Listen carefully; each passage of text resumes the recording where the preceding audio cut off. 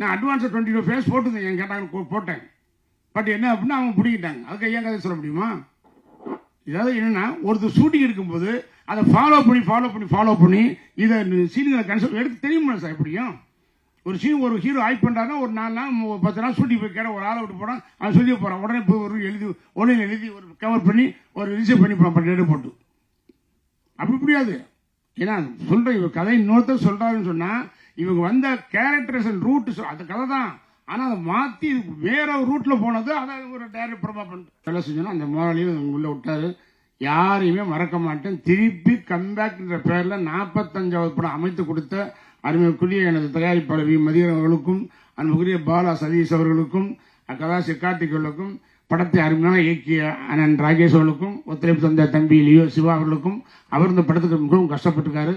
எல்லோருக்கும் நான் நன்றி தெரிவிக்கிறேன். என்றென்றும் உங்களை நான் மறக்கவே மாட்டேன். நன்றி, வணக்கம்.